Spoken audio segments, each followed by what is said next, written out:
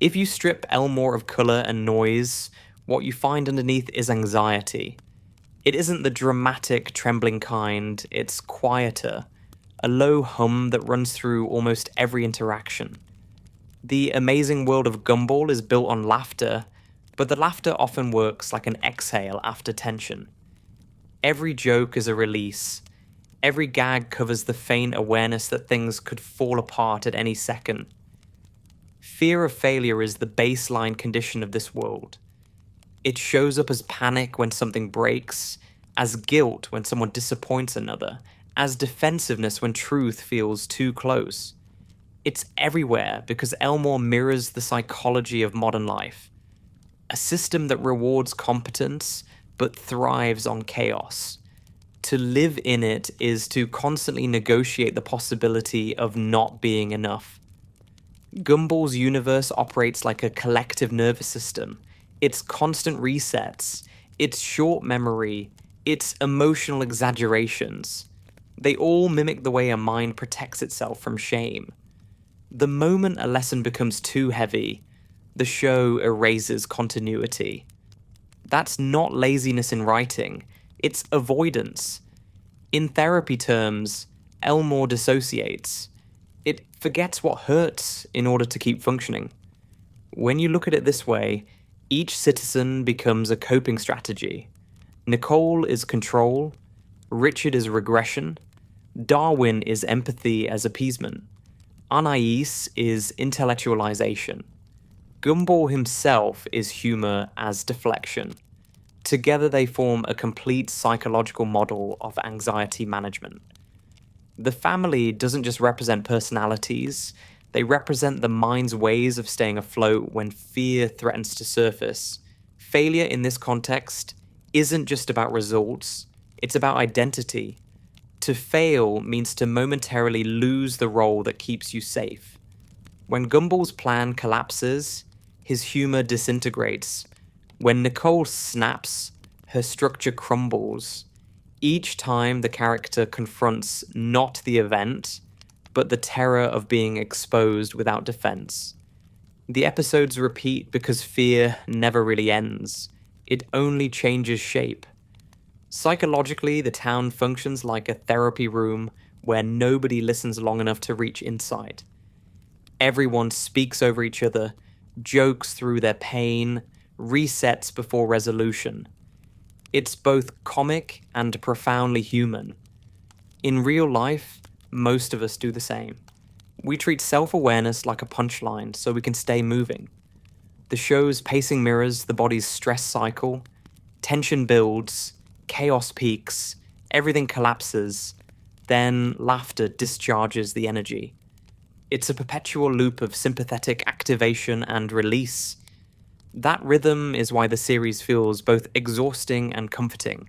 It's the rhythm of collective anxiety normalized into entertainment. The fear of failure hides inside that rhythm. It isn't about perfection, it's about stability. The characters cling to routine, roles, and identities because without them, they risk disappearing into Elmore's nonsense.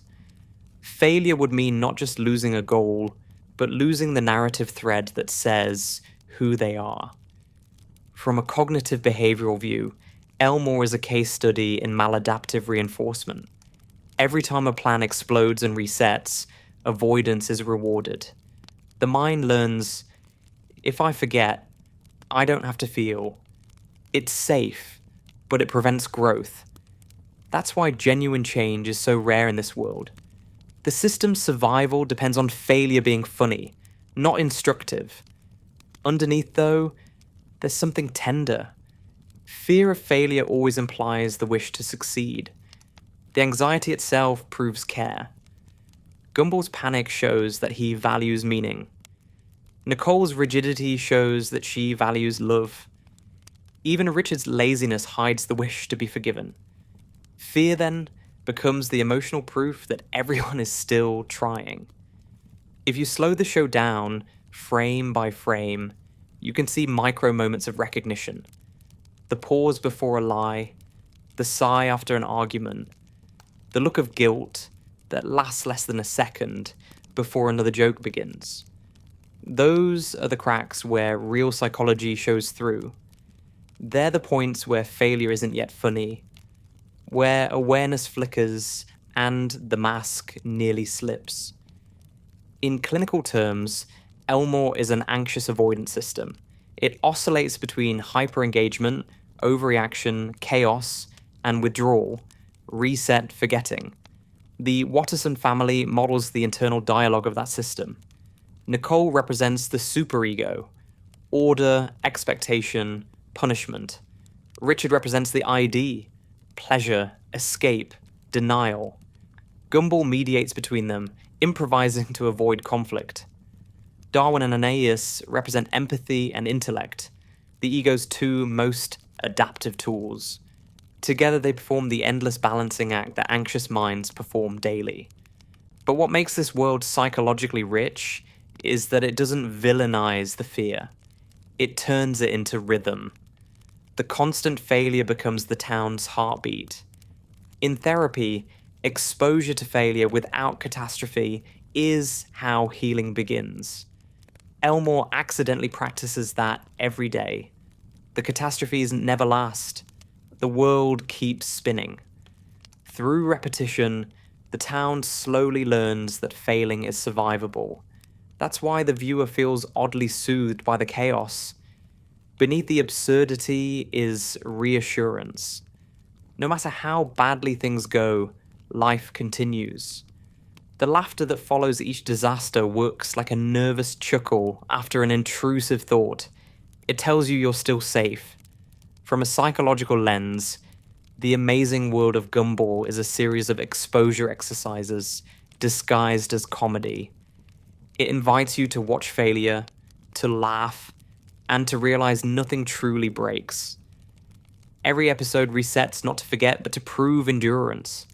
That's the secret compassion of the show. It teaches resilience without preaching it. Fear of failure never disappears here. It mutates. Sometimes it hides behind ambition, sometimes behind apathy. Sometimes it looks like love trying too hard. But it's always there, shaping behavior.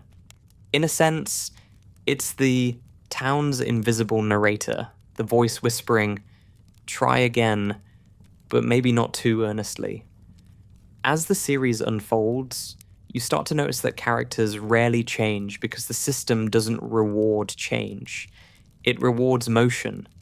Movement is safer than growth. It feels productive without risk. That's the psychological trap of performance anxiety. To stay moving so you never have to measure stillness. Elmore is built entirely from that logic. It's what makes it both hilarious and deeply relatable. So when we talk about the fear of failure in Gumball, we're really talking about the fear of self-exposure. Failure is only frightening when it threatens identity. The moment you laugh about it, you create distance. And in that distance, anxiety loses its teeth. The series performs that process again and again. Shame, distance, laughter, reset. It's therapy by repetition. That's the shape of fear in Elmore, a loop, not a wall. It doesn't stop the characters. It defines their orbit. Every collapse is a revolution. Every failure is another breath. The town's chaos is just anxiety learning to live with itself. Gumball Watterson performs for survival. He jokes, improvises, manipulates chaos into shape, not because he enjoys disorder, but because it gives him something he can control. Inside his mind, the world moves too fast, and laughter becomes the only form of agency that doesn't demand success. When people laugh, even for a second, he feels competent. The noise fills the space where doubt lives. Every episode where Gumball schemes, exaggerates, or talks himself into disaster follows the same emotional pattern as someone managing insecurity with performance. The initial spark, an idea, a plan, a grand gesture, is pure anxiety in disguise. He tries to prove he matters through spectacle. The louder he is, the less he has to hear the quiet question underneath. what if I'm ordinary? That's the voice he can't silence. In psychological terms, Gumball lives with what clinical work calls fragile self-esteem. Self-worth dependent on external validation. When things go right, his energy borders on manic confidence. When things fail, he collapses into shame or deflection. The humor that defines him is a defense mechanism, known as reaction formation. He turns fear into laughter before anyone can see it. That's why his failures rarely sting for long. He converts them into jokes, fast enough to stay ahead of the emotional impact. Look closely and you can see the cycles. A small humiliation becomes a story he retells with exaggeration. The narrative rewrites the pain. By making the moment ridiculous, he owns it. It's an unconscious therapeutic move, reframing trauma through narrative humor. But over time, it also traps him. He can't stop performing because silence would let the truth surface. Gumball's fear of failure isn't about grades, winning, or even social standing. It's existential. He needs to believe he's special. In the Watterson household, everyone else already has a defined function. Nicole is competence, Richard is innocence, Darwin is kindness, Anais is intellect. Gumball's niche is undefined, so he compensates by being everything at once. Each episode becomes an experiment in self-definition, a desperate search for the version of himself that won't disappoint. His chaotic plans are psychological experiments. The variables change: love, fame, revenge, justice, but the hypothesis remains. If I succeed this time, I'll prove I belong. When the plan inevitably implodes, the failure confirms the opposite, and the next experiment begins. It's an anxiety feedback loop, familiar to anyone who measures worth by outcome. There's an emotional honesty in his self-sabotage. He would rather fail dramatically than succeed quietly, because the drama distracts from the void. Failure on his own terms feels safer than success that might be taken away. It's a form of control rooted in learned helplessness. The pattern where repeated disappointment teaches the mind that agency is an illusion, yet the illusion of control through chaos feels better than helpless silence. His relationship with Nicole amplifies this. Her perfectionism acts as a mirror for his insecurity. Each time she pushes, he pushes back with absurdity. In psychoanalytic language, she represents the internalized superego, the voice of expectation. Gumball's rebellion is the ego's resistance to impossible standards. Their clashes are less family arguments and more symbolic dialogues between order and spontaneity. When she yells, he turns it into theatre. When he's scolded, he jokes until the tension dissipates. What looks like immaturity is actually emotional self-regulation through humour. Darwin complicates the equation by offering unconditional positive regard. His acceptance keeps Gumball functioning, but it also enables the cycle. With Darwin as emotional safety net, failure carries no consequence, and without consequence, Gumball never has to face the root of his fear. They form a micro-ecosystem of codependent reassurance. Darwin needs to protect. Gumball needs to be forgiven. Each keeps the other from growing. From a developmental standpoint, Gumball's fear of failure is a normal adolescent process magnified by surreal circumstances. Identity formation requires experimentation. Anxiety comes from the gap between self-perception and external feedback. The show literalizes that gap through exaggerated outcomes. Worlds ending, towns exploding, every time he misjudges reality. The catastrophes dramatize the fear of self-annihilation inherent in growing up. There are brief, almost imperceptible moments when Gumball drops the act. In those seconds, he shows something raw: guilt, doubt, shame. They pass quickly, usually replaced by a quip, but psychologically they matter. They prove awareness. He knows the mask exists. That self-awareness, even fleeting, is the first step toward integration. The tragedy is that Elmore's structure, its comedic rhythm, never gives him time to process. The laughter interrupts the lesson before it settles. Inside therapy, you would help someone like Gumball slow down enough to separate humor from avoidance. You would ask what the joke protects. In Elmore, time never slows. The cut to the next scene acts as emotional avoidance on a narrative level. The world refuses reflection, so the fear persists. Still, there's growth hidden in the repetition. Each failure leaves a faint trace of insight. He starts to predict consequences, hesitates before impulsive acts, feels guilt instead of pure deflection. These micro-adjustments show incremental emotional learning, the kind that accumulates silently beneath awareness. Viewers feel it even if the continuity denies it. His nervous system learns that catastrophe doesn't destroy love, and slowly, that realization reduces the terror of inadequacy. In cognitive behavioral terms, he's undergoing systematic desensitization. Repeated exposure to failure paired with laughter diminishes fear's power. Over years, that builds resilience. It's the same psychological mechanism that allows people to talk about their worst mistakes once time has softened them. The humor becomes a bridge between shame and acceptance. Gumball's endless cycle of trying, failing, and joking is therefore not meaningless. It's therapeutic rehearsal. The child self learns safety through reenactment. The adult audience watching recognizes themselves in that loop. The compulsive need to prove, the sting of embarrassment, the comfort of self-deprecation.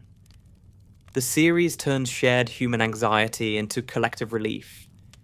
When you view him through this psychological lens, his chaos isn't dysfunction. It's coping. Beneath every explosion and punchline is a child maintaining coherence in a world that never stops testing him. His defense mechanisms, humor, projection, displacement, aren't signs of weakness. They're adaptive strategies built to keep anxiety manageable. What makes the fear of failure so central to Gumball's character is that it keeps him human. Without it, he'd be a pure cartoon, a creature immune to consequence. The fear gives him depth. It anchors his absurdity in psychology.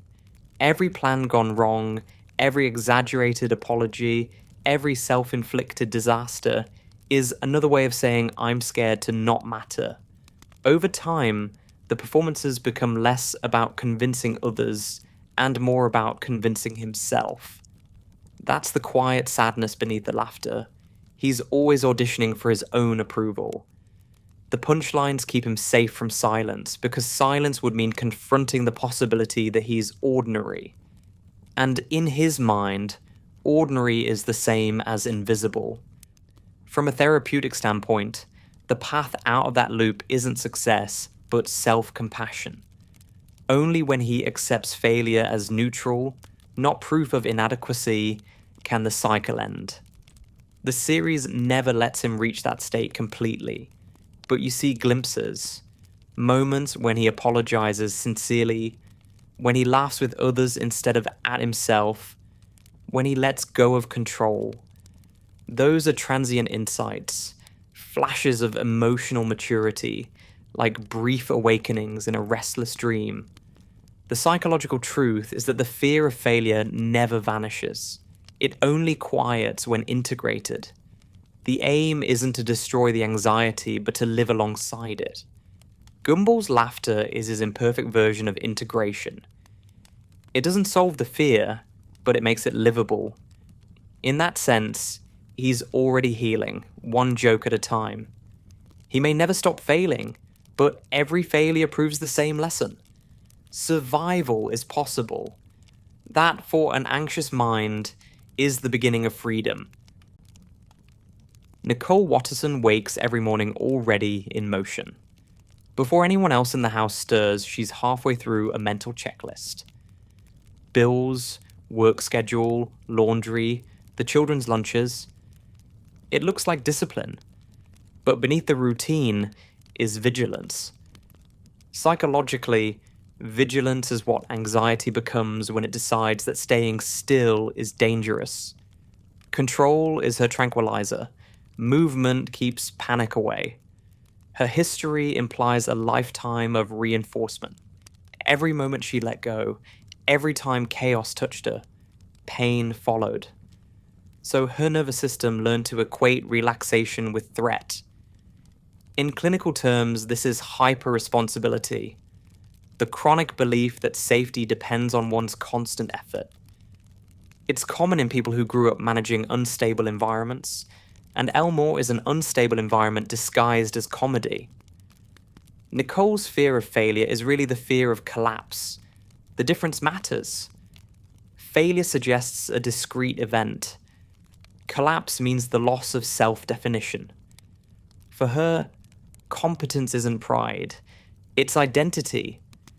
When she succeeds, she doesn't feel joy, only temporary relief that the world has not yet proven her worst suspicion, that everything will fall apart if she stops trying. Her anger, so often read as short temper, is actually the body's alarm system firing from chronic strain. As anger is easier to manage than fear, it gives direction. When she yells, the nervous system translates helplessness into motion. In therapy, you'd call this conversion, the transmutation of anxiety into control behaviors. At home, it looks like intensity. At work, it looks like achievement. In either context, it's survival. Watch her body language in those moments of chaos. Jaw tight, shoulders lifted, breathing shallow.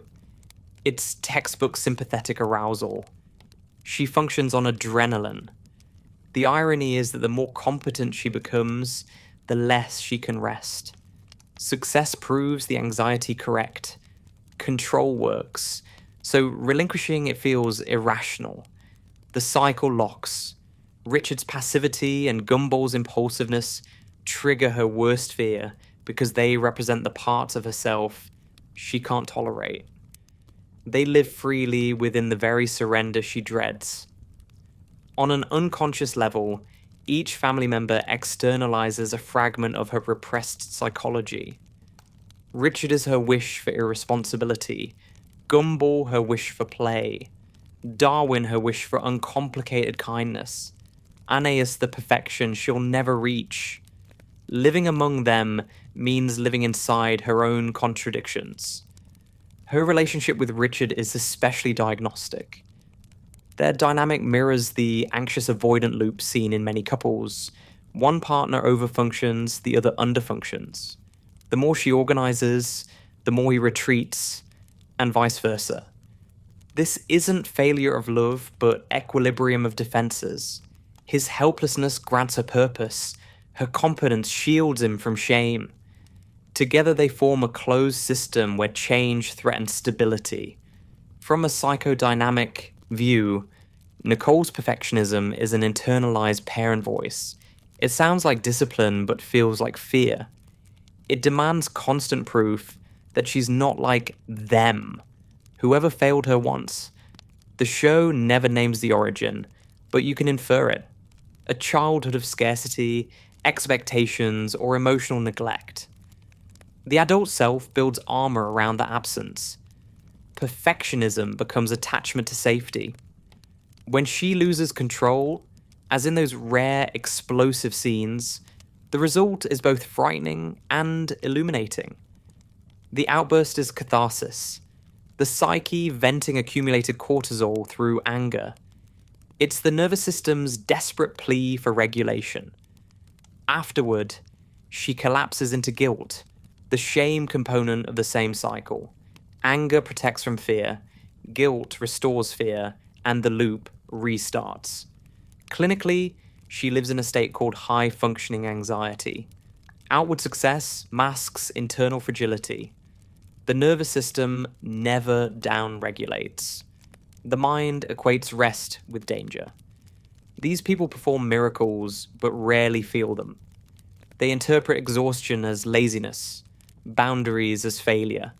That's Nicole exactly. Running on fumes while judging herself for not running faster. Her bond with Gumball is the emotional center of that pattern. He mirrors her restlessness, but distorts it into chaos. When he acts out, it's her anxiety made visible. Each time she yells, she's yelling at the symptom of her own fear. And yet, beneath the frustration, there's deep tenderness. She sees his insecurity because it's the same engine driving her.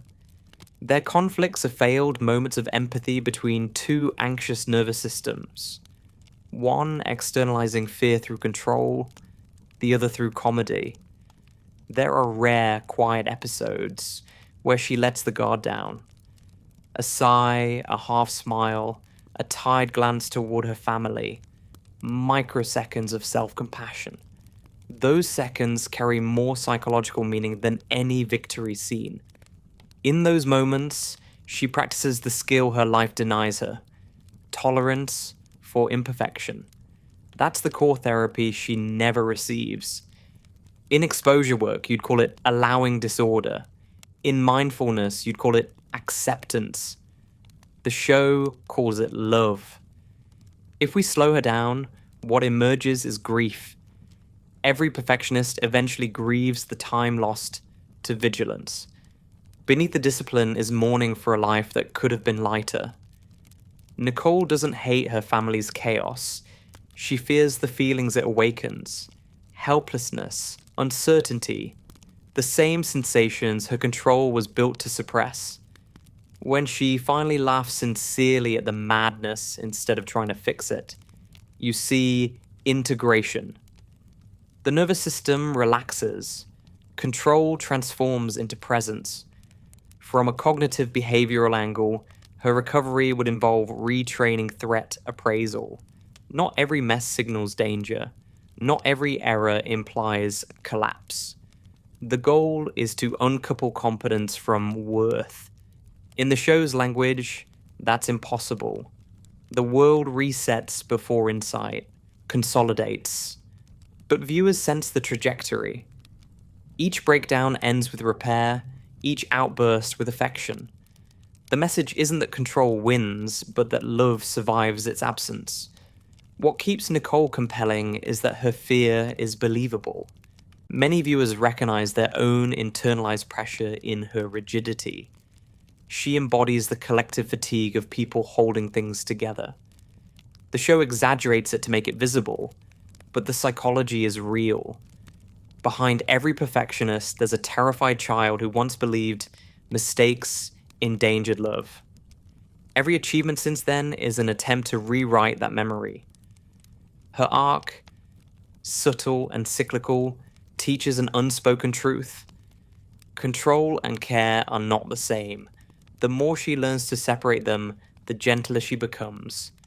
By the later seasons, her anger softens into assertiveness. Her laughter becomes easier. These are tiny therapeutic gains hidden inside slapstick. Progress in anxious systems is measured not by change of circumstance, but by change of tone. If fear of failure defines Gumball as chaos, it defines Nicole as compression. Both embody anxiety, but hers folds inward while his explodes outward. Together they demonstrate the spectrum of avoidance. In that sense, the Wattersons are a family acting out a single mind struggle between rigidity and impulse, the eternal dance between control and collapse. In psychological reality, no one escapes that dance completely. The task isn't to eliminate fear, but to learn when to rest from it. Nicole's rare moments of stillness, coffee before sunrise, eyes closed, breathing slowing, are glimpses of what healing might look like. It's not triumph, it's quiet tolerance. The body finally trusting that the world won't end if she stops holding it. Darwin Watterson carries warmth like a reflex. His instinct is always to comfort first, understand later. It looks like purity, but under examination, it's closer to vigilance, the emotional counterpart to Nicole's control. Where she monitors the external world, he monitors the emotional one. His safety depends on everyone else being okay. When others fight, he intervenes. When they hurt, he absorbs. It's not altruism alone, it's fear disguised as kindness. Psychology has a name for this: fawn response. It's a stress behavior that emerges when fight, flight, and freeze fail. The body learns that harmony equals survival. For Darwin, born literally from love and raised within chaos, attachment and anxiety are intertwined from the start. His existence began as someone's affection made flesh. So losing affection feels like existential threat. His greatest terror isn't punishment or failure in a practical sense, it's relational failure. The idea that love could withdraw if he disappoints. You can see it in the way he over-reassures. When Gumball plans something reckless, Darwin's first instinct isn't to argue, but to soothe. He tries to prevent disapproval before it appears. In therapy, this pattern often traces back to early unpredictability. The child learns to manage a caregiver's mood by staying agreeable. Elmore, with its emotional volatility, reinforces the same rule. Keep everyone happy and the world remains intact. That's why he rarely expresses anger. Anger risks disconnection. Instead, he converts frustration into guilt. When others misbehave, he apologizes for them. Guilt becomes a preemptive offering, a ritual to keep belonging secure. It's the psychology of the empathic overfunctioner. Someone whose self-worth depends on emotional rescue. The consequences are subtle but heavy. Constant empathy drains boundaries. Darwin confuses caring with a responsibility. He feels obligated to repair everyone's feelings, even those he didn't cause. Over time, this produces what clinicians call compassion fatigue, the exhaustion that comes from chronic emotional caretaking without reciprocity. In the show, it appears as sudden moments of silence, a blank stare after chaos, the slight droop in his expression before he smiles again. His nervous system, momentarily depleted, resets itself behind the grin. His fear of disappointing love also limits his authenticity. He edits himself to maintain approval. In psychological terms, this is adaptive at first. Social intelligence, but destructive in excess. Authentic emotion threatens harmony. Suppressed emotion threatens the self. He hovers between the two, never quite comfortable in either. The laughter around him hides a constant internal question. Am I enough for them as I am? Gumball exploits this unconsciously. Their bond is symbiotic. Gumball needs reassurance, Darwin needs to give it. The pattern resembles a classic anxious preoccupied pairing. Gumball externalizes anxiety through performance. Darwin internalizes it through caretaking. Each stabilizes the other while perpetuating the cycle. The love between them is real, but it's also maintenance. They keep each other from facing solitude. From a developmental lens, Darwin represents the attachment style formed when love is conditional on behavior. Even if no one in the family intends it, his role as moral compass becomes identity. When he fails to be good, the self wavers. Episodes where he acts selfishly or lies carry disproportionate weight. He unravels under the guilt. To him, wrongdoing equals abandonment. The comedy plays as overreaction, but emotionally it's exposure therapy for his greatest fear. In psychodynamic language, Darwin's conscience is overdeveloped because his ego boundaries are porous. He feels other people's emotions as if they were his own. Empathy, unchecked by differentiation, becomes enmeshment. He doesn't just understand pain, he inhabits it. This makes him the show's emotional heart, but also its most fragile character. His serenity is hard-earned, a constant negotiation between sensitivity and self-preservation. Sometimes, when you watch closely, you can see the defense wobble. A flicker of resentment crosses his face when Gumball's chaos becomes too much. It vanishes quickly, he laughs it off. But that flicker matters. It's the psyche asserting its right to exist separately. In therapy, you'd call that individuation, the gradual acceptance that love survives disagreement. For Darwin, it's revolutionary. Each time he tolerates conflict without catastrophe, his nervous system learns that connection doesn't require perfection. His fear of disappointing love connects directly to grief. The moment you realize affection can coexist with imperfection, you also realize it can end despite your best efforts. Darwin senses that truth and fights it with kindness. The more absurd the world becomes, the more he compensates with warmth. It's a beautiful but exhausting adaptation. The caregiver who believes stability must be emotional rather than structural.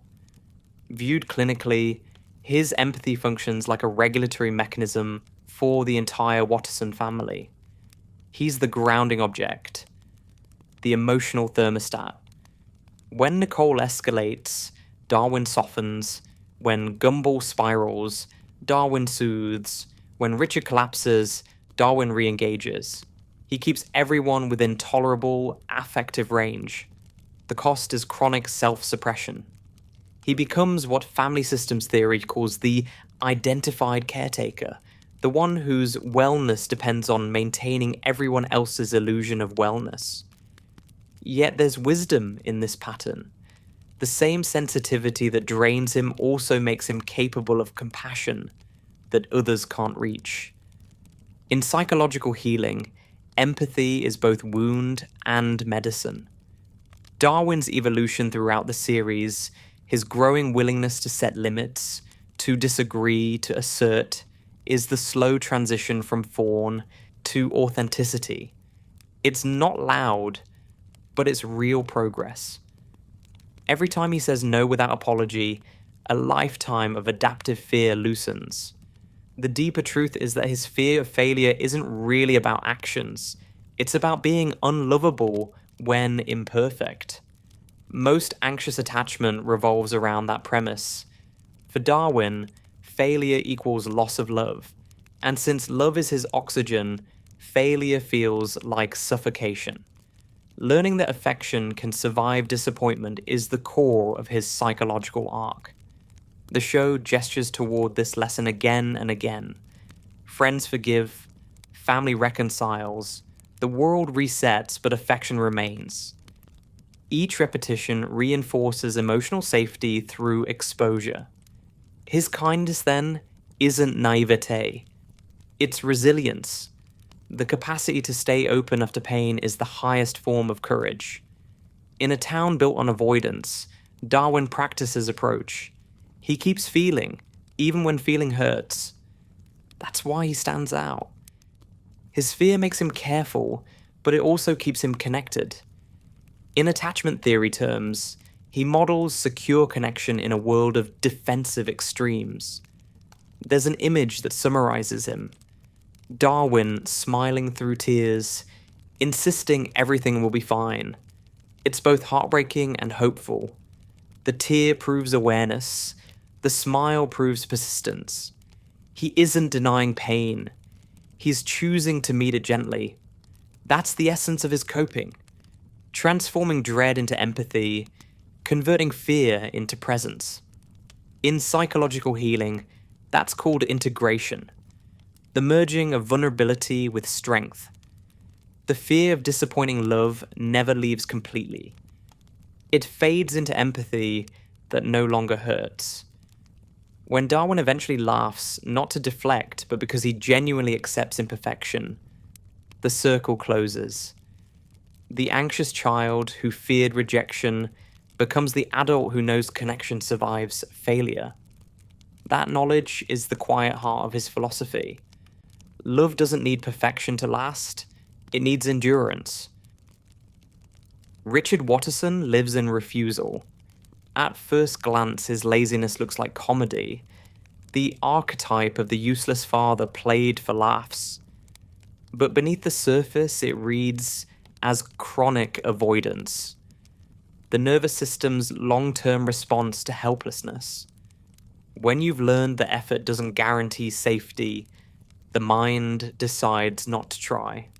That's the psychological root of what looks like apathy. Responsibility to Richard feels dangerous. It carries the memory of expectation and the certainty of failure. In a family where Nicole's competence dominates the emotional climate, his ineptitude becomes an unconscious strategy. If you can't meet the standard, stop measuring. That's learned helplessness turned lifestyle. It's not stupidity, it's protection.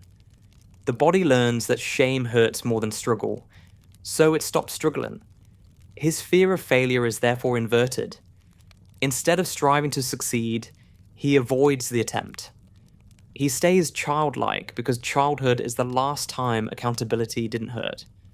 Psychologically, this is a regression. Retreat into earlier developmental states to escape anxiety. It explains his impulsive eating, his cartoons, his naps, the endless distractions that keep him from silence. In silence, guilt lives. What makes Richard complicated is that under the laziness, there's genuine warmth. He loves fiercely. But even love becomes another arena for avoidance. He shows affection through play rather than presence. He compensates for inadequacy with silliness. The clown persona protects him from judgment. If people laugh, they can't be disappointed. The same defense that defines Gumball's humor exists here, only older, heavier, dulled by repetition. In family systems terms, Richard balances Nicole's overfunctioning. Every anxious household creates this polarity. One person carries competence until it fractures. Another absorbs the shame of incompetence so the system can stay stable. His passivity lets her anxiety have purpose. If he changed, the dynamic would collapse. On some level, he knows this. His irresponsibility isn't rebellion, it's maintenance. He keeps the emotional ecosystem intact by embodying failure. Responsibility would require confronting that ecosystem, admitting the imbalance, risking conflict, risking change. For a nervous system that equates conflict with catastrophe, that's intolerable. Avoidance feels safer than repair. So he sleeps, eats, jokes, and forgets. Forgetting becomes self-care in the twisted logic of trauma. Many people interpret his behavior as selfishness, but clinically it resembles depressive passivity, low motivation masking chronic shame. The overeating, the procrastination, the escapism are all forms of self-soothing that temporarily numb the sense of inadequacy. The laughter in his scenes hides a dull ache of guilt. The body sees, if I keep everything meaningless, nothing can expose me. The show occasionally lets that guilt surface. In moments of sincerity, when he recognizes Nicole's exhaustion or sees the children in danger, something ancient wakes up. For a brief second, he's alert, capable, even heroic. Then, once the threat passes, he collapses back into avoidance. That whiplash is typical of someone who associates effort with panic. The activation costs too much. The shutdown is relief. Therapeutically, you'd call this the collapse phase of the trauma response. After bursts of adrenaline, the body overcorrects, conserving energy by disengaging. It's not choice, it's physiology. Responsibility feels like drowning because the nervous system has learned that action leads to overwhelm. There's tenderness in that understanding. The lazy man becomes less contemptible and more human. a case study in what happens when shame outlives its origin. Every joke about Richard's stupidity hides a question. Who convinced him he was incapable? The series never answers, but the consistency of his avoidance implies early reinforcement. Somewhere along the line, failure was mocked instead of met with compassion. Laughter became punishment. He turned it into armor. His bond with the children, especially Gumball, mirrors this pattern. They idolize his permissiveness because it feels like freedom. But freedom without structure eventually becomes fear. Gumball's frantic need to prove himself grows in the vacuum Richard leaves. The father's fear of responsibility transfers to the son as fear of inadequacy. That's how anxiety travels generationally, not through intention, but through imitation of coping. Nicole's anger at Richard, then, is grief in disguise. She sees the potential he refuses to claim. He feels the grief and interprets it as contempt, deepening his withdrawal. Two nervous systems caught in opposite corners of the same fear. Neither wrong, neither safe enough to stop. Yet the show gives him redemption in small ways. When he does act responsibly, protecting his family, acknowledging Nicole's stress, it's clumsy, but sincere. The child within him surfaces, wanting to make things right. These are micro-recoveries, moments of re-engagement. Each one teaches his body that responsibility doesn't always end in humiliation. That's exposure therapy again, disguised as family sitcom. Richard's humor also functions as social regulation. By playing the fool, he allows others to express frustration safely. They can yell at him instead of at each other.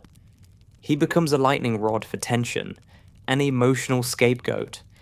It's a strange kind of service, sacrificing dignity for stability. Most systems unconsciously choose someone for that role. He fills it perfectly because he already believes he deserves it. The path out of that role requires a shift from guilt to accountability. Guilt says, I'm bad.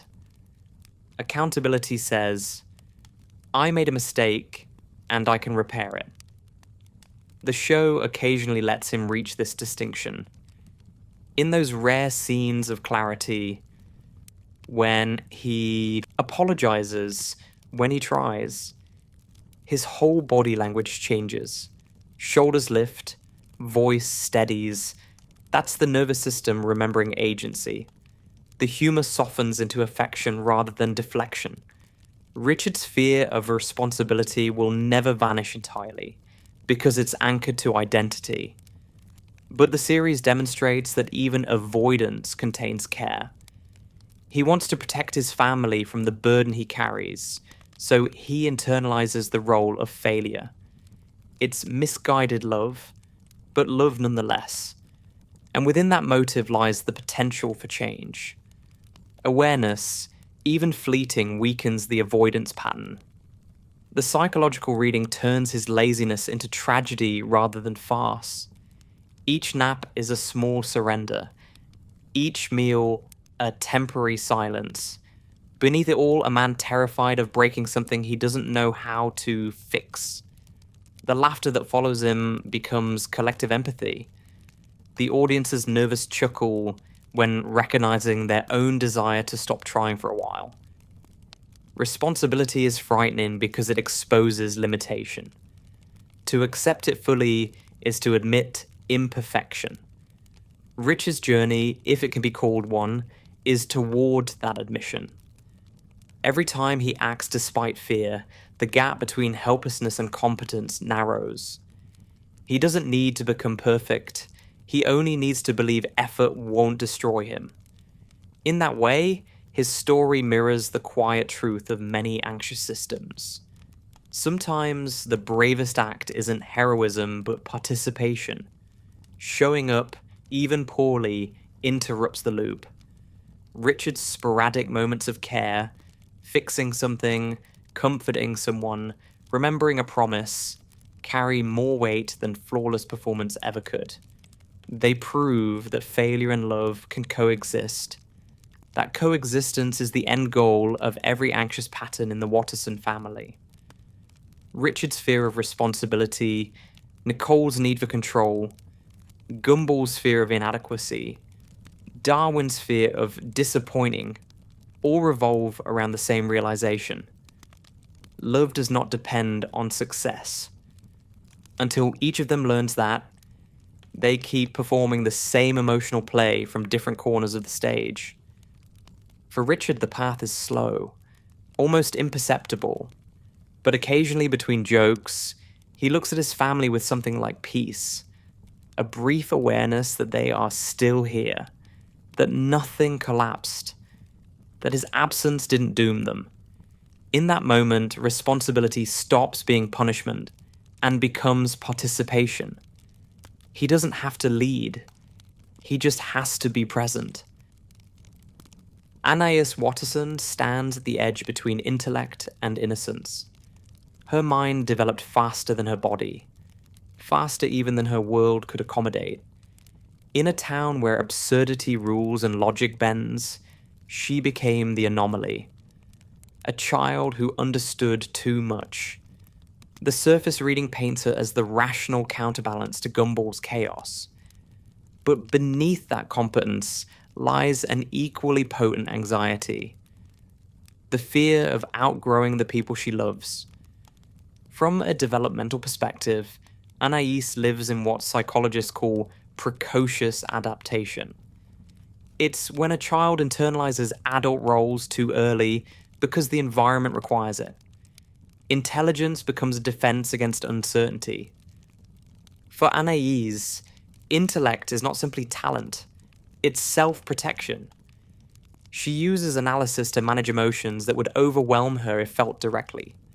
When other children cry or laugh without filter, she calculates. The calculation keeps her safe. Her fear of growing up is not about aging. It's about separation. In attachment theory, maturity is often experienced as distance, the moment when the child's awareness surpasses the family's emotional range. For Anais, that moment happens perpetually. Every time she sees through an illusion that comforts the others, she feels the quiet ache of isolation. Understanding becomes a kind of loneliness. It's a classic cognitive distortion of gifted children, equating knowledge with alienation. Elmore's absurdity amplifies this dynamic. Reality rewrites itself daily and she alone seems to remember. From a psychological standpoint that positions her as the witness, a role often associated with early responsibility in chaotic households. Witnesses observe dysfunction but can't correct it. The resulting helplessness breeds both intelligence and sadness. She learns patterns because she can't change them. She becomes wise not by choice but by necessity. The tension inside her is constant. Intellect tells her she's capable. Family bonds tell her she's small. The mind grows faster than the context, and so identity splits. One part wants to belong to the noise, to join the laughter without thinking.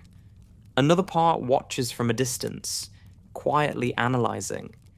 In psychodynamic language, this is dissociation between affect and cognition. Her thinking self and feeling self rarely meet. When they do, she trembles. The fear of growing up hides inside her perfectionism. Every test aced, every problem solved, reinforces the idea that maturity equals worth. Yet each success pulls her further from childhood. It's an ambivalent cycle. She craves validation and resents what it costs. The more she excels, the lonelier she becomes. That's why her frustration sometimes borders on rage. Anger for her is grief wearing armor. You can see it in the way she reacts to the family's nonsense. When Gumball acts foolish, she lectures. When Richard fails, she sighs. When Nicole explodes, she withdraws. She wants to fix them, but the high fixing never works. Beneath the irritation is despair, the child who realizes that understanding does not equal control. In family systems theory, this is the parentified child, the one who manages adults to keep the household stable. The cost is emotional exhaustion and delayed self-trust. Anais' humor, when it appears, carries irony rather than joy. It's the laughter of awareness, the kind that acknowledges absurdity but can't escape it. In therapy terms, it's cognitive reappraisal, reframing distress through intellect. But constant reframing keeps emotion at bay. Her composure becomes brittle. The moment she feels deeply, she risks collapse, because feeling means admitting how powerless intelligence really is. The fear of growing up is also the fear of feeling fully. Adulthood in emotional development means integration, letting knowledge and vulnerability coexist. For Anais, that integration threatens the one defense that's kept her safe: control through intellect. If she allows herself to be a child, she risks chaos.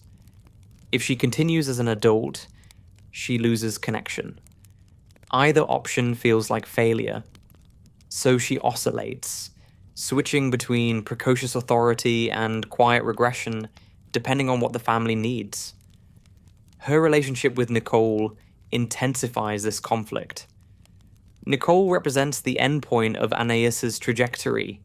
Discipline turned rigidity. The mother's perfectionism mirrors the daughter's potential future. Anais senses this and fears it.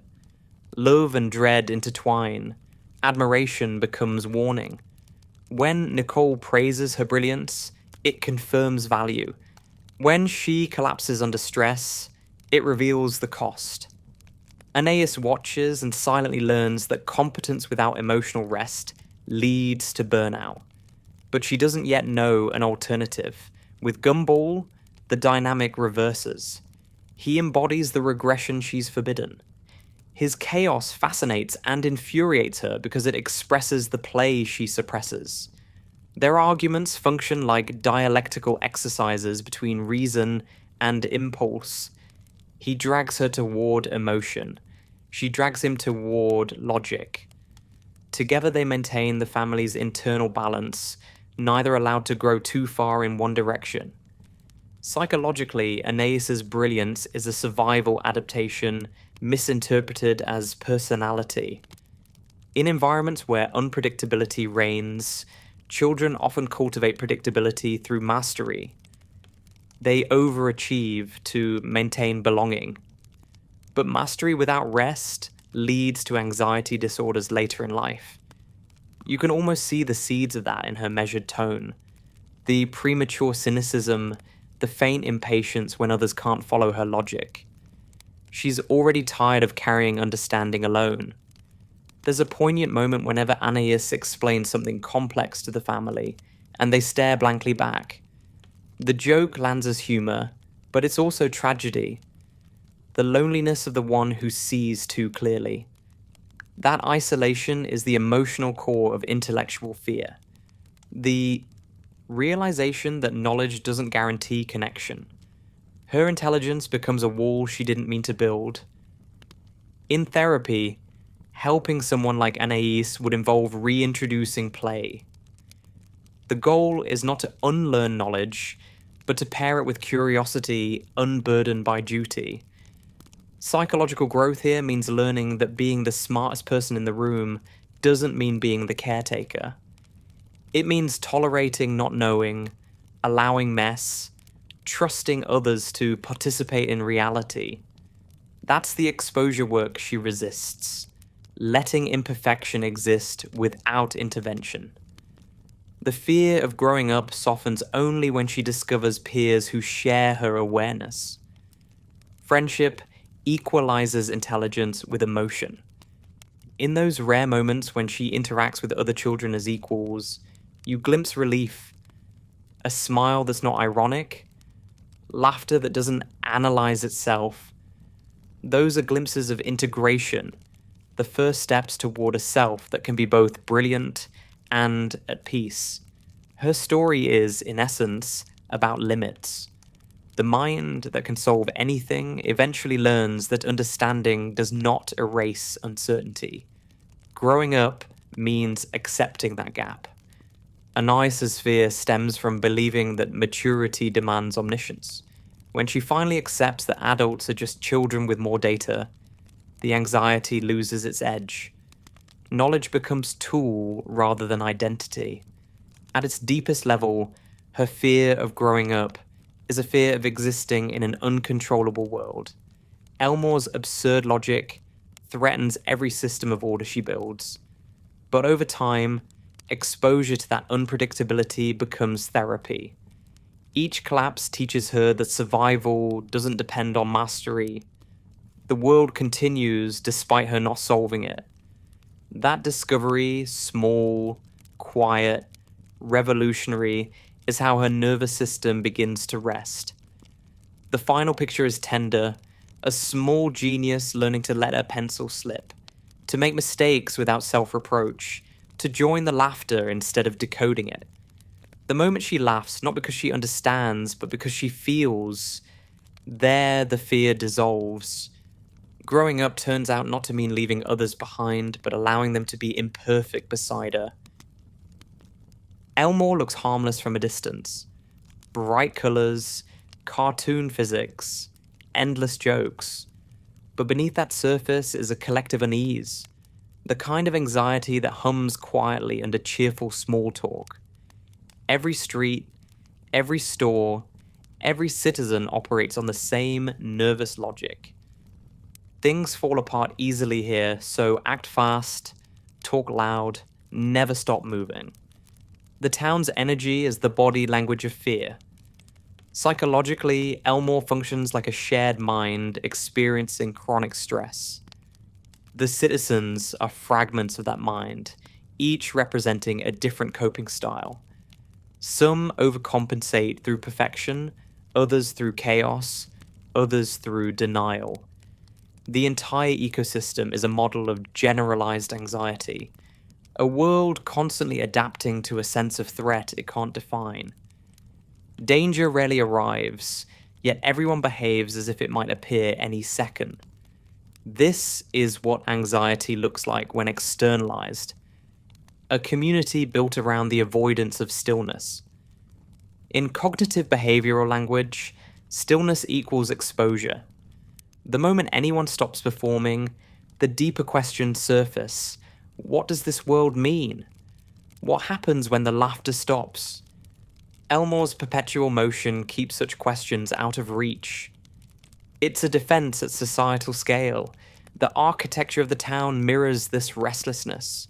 Buildings change shape, laws of physics bend, continuity disintegrates. The environment itself refuses permanence. In trauma theory, this parallels the unstable internal world of someone who has learned not to trust consistency. When the ground shifts constantly, attachment becomes provisional. You love, but you don't expect it to last. You build, but you expect it to crumble. Safety exists only in the moment. Every show reset, those abrupt returns to normal after disaster, act as collective dissociation. The memory of pain is erased before it can consolidate.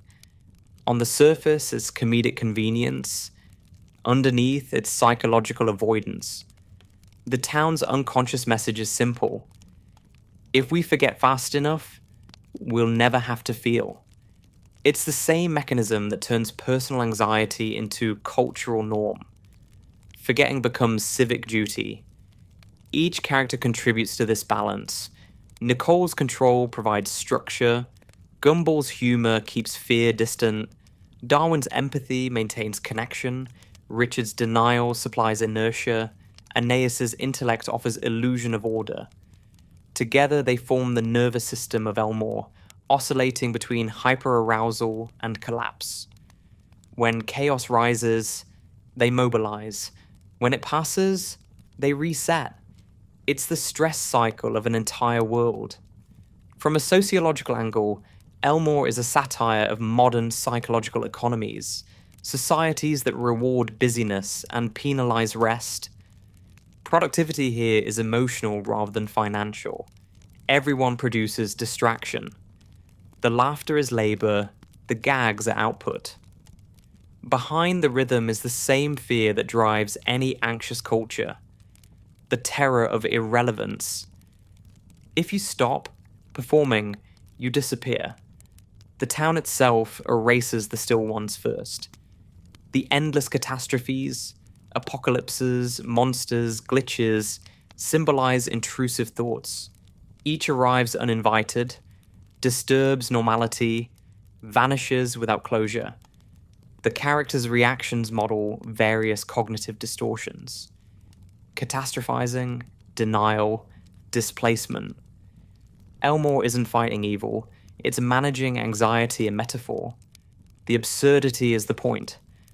When the mind can't find a reason for fear, it invents one, and laughter becomes the body's way of releasing tension it doesn't understand.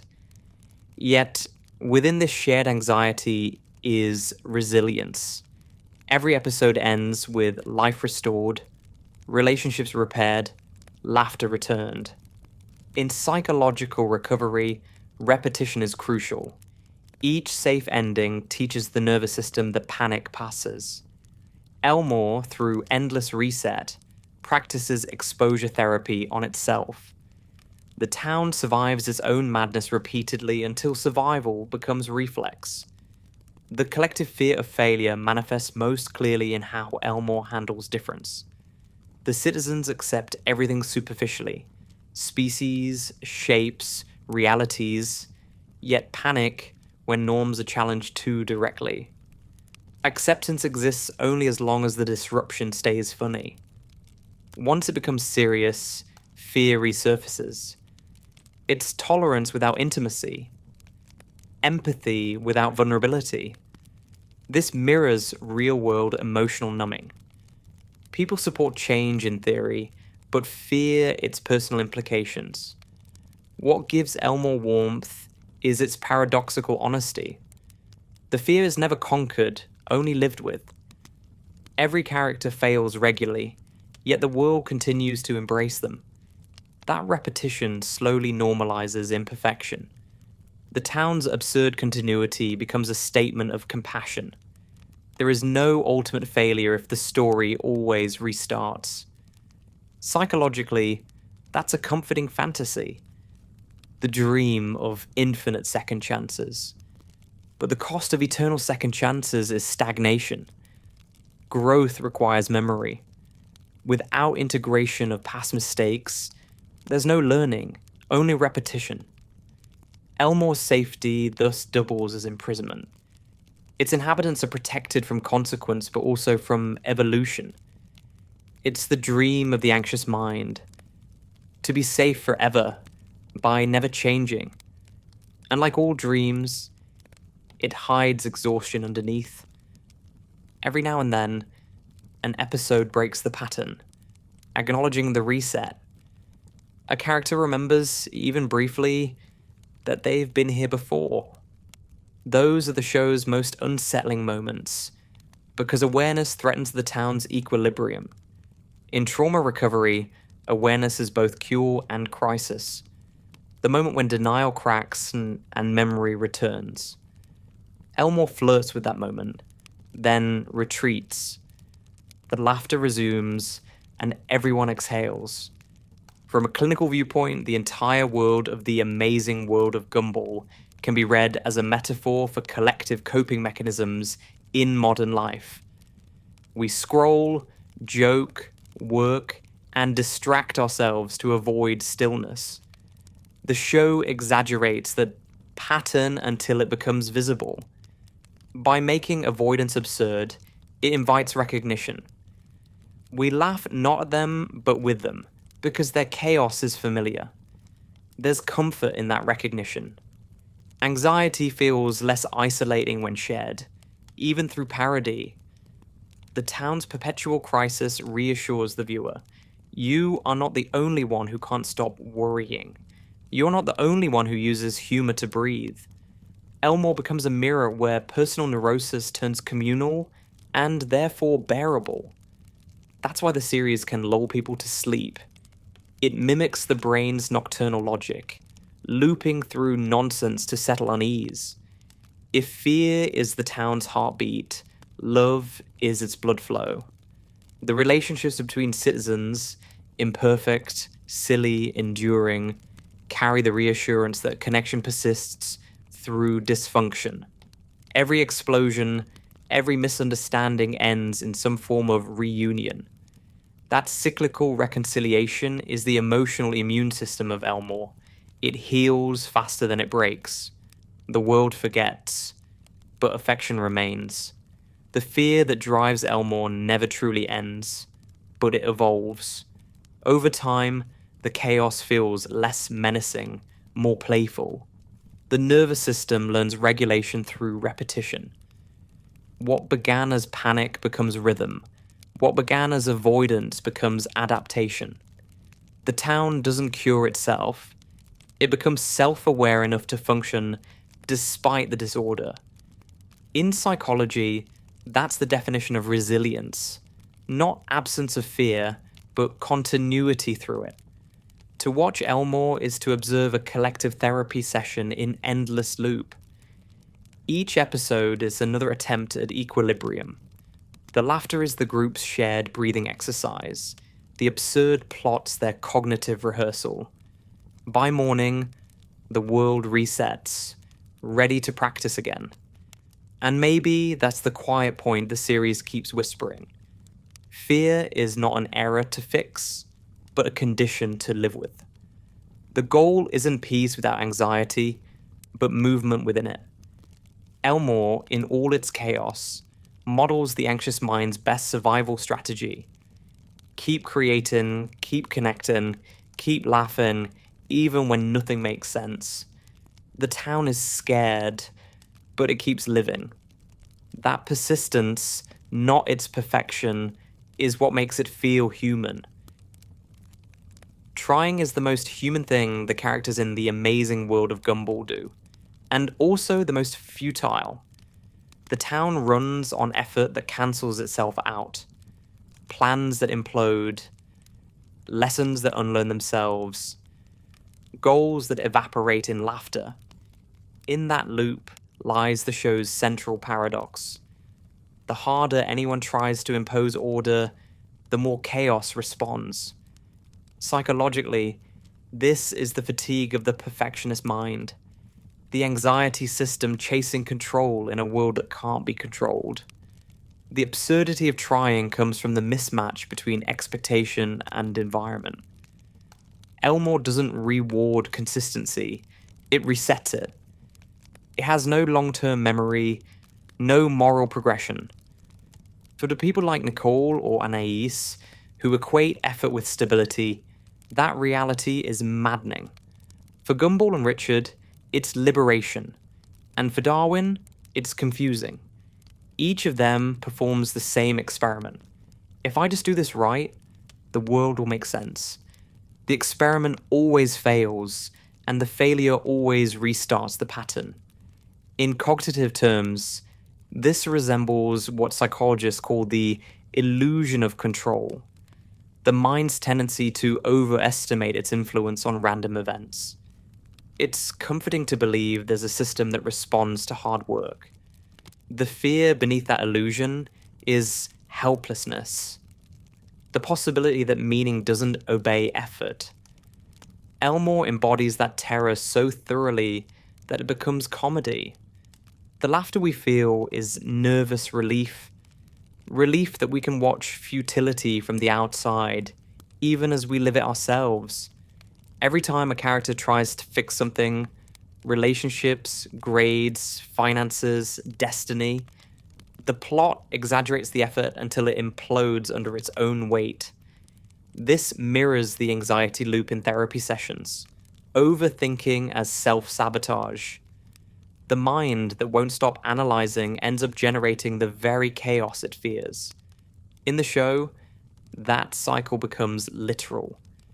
The more the Wattersons try to maintain control, the more the world bends around them, laughing. Psychologically, trying is often a substitute for trust. When you don't believe you'll be accepted as you are, you try harder. When you don't believe the future is kind, you plan obsessively. Gumball's plans, Nicole's routines, Aeneas's calculations, they're not ambition, they're anxiety management.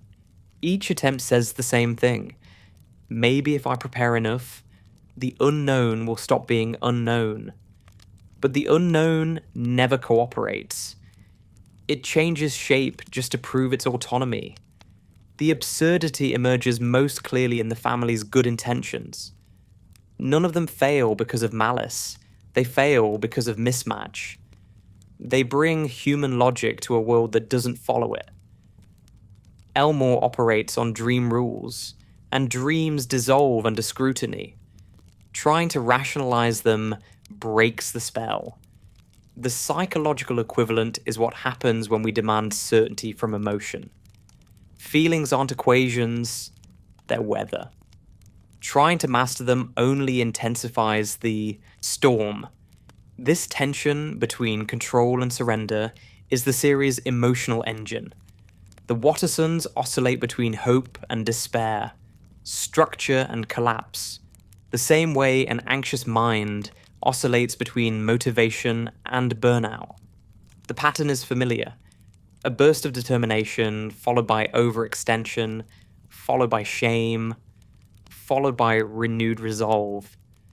That's why the humor feels so close to truth. Every viewer recognizes the exhaustion of meaning-making that never quite works. From a philosophical, psychological view, this absurdity echoes Albert Camus' image of Sisyphus, the man condemned to roll a boulder up a hill, only to watch it roll down again. The miracle isn't that he succeeds, it's that he keeps pushing. Gumball and his family live that myth nightly. Each episode's ending resets the boulder at the base. Each new day, they roll it again. The act of trying becomes its own form of survival. This is where psychology meets existential therapy. Viktor Frankl argued that meaning is not discovered in success, but in the act of pursuing meaning despite absurdity. The Wattersons' relentless effort embodies that stance. They fail constantly, yet the laughter that follows each failure proves endurance. In therapeutic terms, that laughter is reframing. The ability to hold despair lightly enough to move through it. The absurdity doesn't vanish, it becomes livable. The show's pacing mirrors the human stress cycle. Tension builds, climax hits, release follows. The humor at the end of each disaster is the body's equivalent of a deep exhale after anxiety. It doesn't fix anything. It resets the system to baseline. Trying in this world isn't about outcome. It's about regulation, keeping emotion within tolerable limits. Every plan that fails keeps the nervous system alive by giving it somewhere to put its energy. Still, there's pain hidden under the jokes. To keep trying in a world that never learns is lonely. You start to suspect your efforts don't matter. The risk of futility shadows every act of care. That's the depressive undercurrent in Gumball. The quiet question of whether awareness changes anything. The answer the series gives is both bleak and comforting. Maybe not, but awareness shared is awareness softened. When everyone fails together, failure stops feeling fatal. Each character offers a different response to that realization. Nicole doubles down on effort, Gumball amplifies play, Darwin deepens empathy, Richard retreats, Anais intellectualizes. These aren't flaws, they're variations on coping. In clinical settings, you see the same diversity of adaptation. Some patients control more tightly, others dissociate, some laugh through pain. The underlying motive is identical. To keep trying means to keep existing. The absurdity of trying is most beautiful when the characters act out of love. When Gumball hatches an impossible plan just to make someone happy, When Nicole overworks to give her kids a better life when Darwin forgives too easily, they know it won't fix the world, but they do it anyway. In those moments, effort transcends logic. It becomes ritual, love expressed as persistence. Psychology can explain the anxiety, but it can't fully measure that tenderness.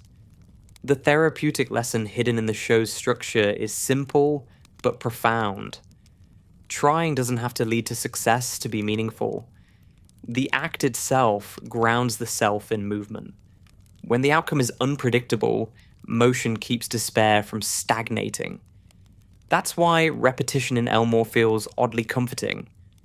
The town may never learn, but it never gives up either. That's resilience disguised as farce. In mindfulness practice, there's an idea called non-striving, doing without demanding a result. The characters never reach that state consciously, but they approximate it through exhaustion. After enough failures, they stop expecting triumph and start acting out of habit, affection, or curiosity. The anxiety quiets not because the world changes, but because they stop fighting its nature. Acceptance sneaks in through fatigue. From that perspective, the absurdity of trying becomes a meditation. The Wattersons live the cycle of effort and release the way lungs breathe in and out. Each inhalation of hope, each exhalation of failure, keeps them alive. The comedy is just the sound of air moving through a nervous system that refuses to shut down. It's the laugh that follows a sigh, the shrug after panic, the small smile when nothing worked, but you're still here. There's a scene, imagined or remembered, where Gumball stands in the wreckage of another disaster and simply says, "Well, that didn't work." The line is funny, but it's also enlightenment. In that moment, he practices what existential therapists call defiant meaning, the courage to affirm life even when reason fails. That single shrug contains the whole philosophy of Elmore. Keep trying, not because it will succeed, but because stopping would mean surrendering to fear. In the end, the absurdity of trying is not a flaw in the design of this world. It's its humanity. Every failed plan, every misjudged gesture, every cycle of effort and collapse is proof of persistence. The town may never achieve lasting order, but it keeps reaching. And that reaching, awkward, hopeless, tender, is what makes the laughter feel earned. Trying, even pointlessly, is how the anxious mind prays. The world of the Amazing World of Gumball has no lasting memory, and that absence defines its psychology. Lessons appear, shimmer with significance, and dissolve before they can change anyone. Growth happens only long enough to be noticed, then resets like a dream upon waking. This is not failure of storytelling. It's anatomy. Elmore's mind can't retain insight because it's built from fear. Remembering means confronting pain. Forgetting is how it breathes. From a clinical point of view, this is how avoidance works. When something hurts, the psyche learns to compartmentalize. It keeps the lesson on the surface and discards the emotion beneath it. In Elmore, every moral epiphany is a detached cognitive note. We should be nicer. We should communicate better. We should think before we act. The next day, chaos resumes. Insight without integration. Intellect disconnected from behavior. It's the therapeutic equivalent of nodding in session and repeating the same pattern afterward. Psychologically, this loop mirrors what trauma theorists call repetition compulsion, the unconscious drive to recreate unresolved experiences. The mind revisits the site of injury, hoping this time the outcome will differ, yet always choosing familiar paths. Gumball's world replays the same conflicts because it can't bear the stillness that healing requires. Healing would end the show. Anxiety thrives in motion, and motion is survival. Each family member embodies this compulsion differently. Nicole's control returns no matter how many times it breaks her. Gumball's impulsivity persists despite every consequence. Richard forgets responsibility the second it tastes uncomfortable. Darwin forgives too fast. Anais overthinks too soon. They loop not because they lack awareness, but because awareness threatens identity. Change would make them strangers to themselves. The cost of growth feels greater than the comfort of familiarity. From a therapeutic lens, we see the same resistance in real life. People rarely transform after one realization. They cycle through awareness and relapse until the nervous system decides safety exists in the new pattern. Until then, repetition is safety. In Elmore, the laughter after each catastrophe is that nervous system stabilizing itself. We're fine, it says. We survived. Insight becomes optional. There's tragedy in that comedy. Every potential turning point, the heartfelt apology, the self-aware monologue, ends with a joke. Humor resets the tone and erases the tension. This is the emotional economy of an anxious mind. Relief outweighs reflection. It's easier to laugh than to change. The same mechanism that protects from shame also prevents evolution. Yet to call this learning nothing misses the subtler process underneath. The body learns even when the mind forgets.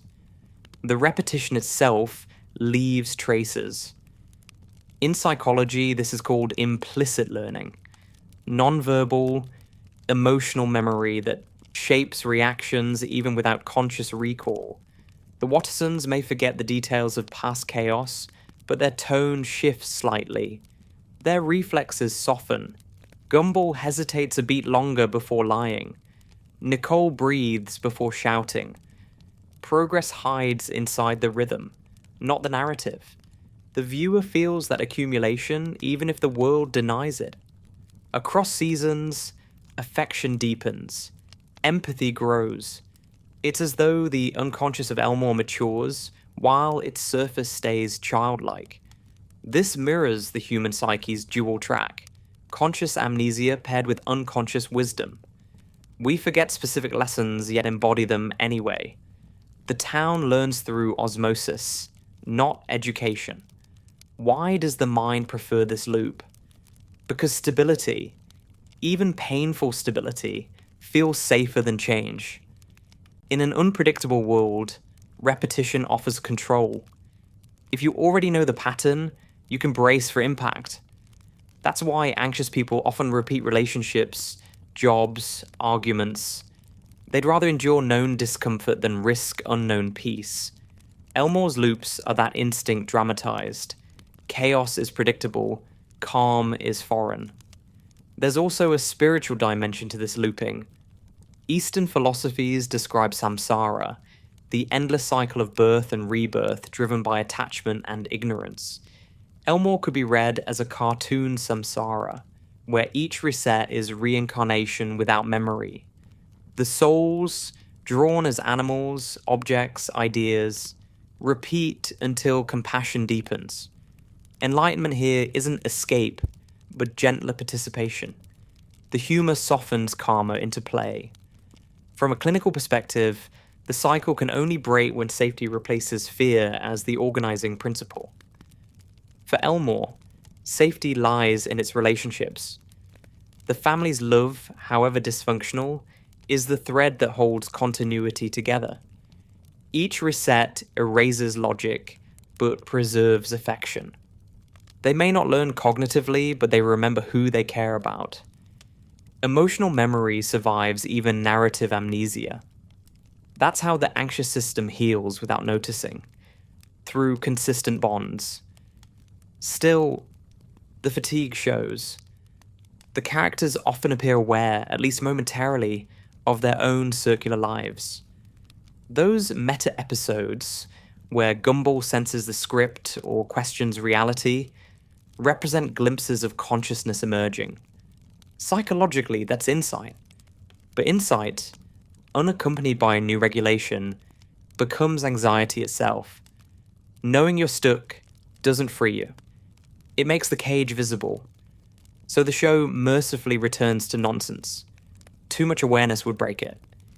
In real therapy, the loop of learning nothing stage can last years.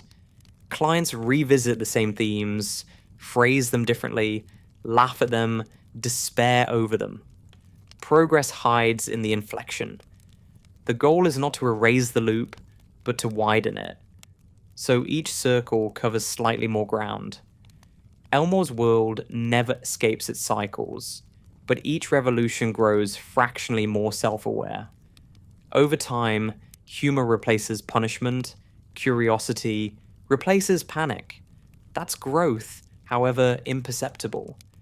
The beauty of the series is that it refuses cynicism. The repetition isn't nihilistic, it's forgiving. Every mistake, no matter how catastrophic, earns a reset. The town doesn't punish, it restarts. In psychological terms, that's radical acceptance. It treats imperfection as baseline rather than error. To learn nothing is to never reach a final self, and that openness is strangely hopeful.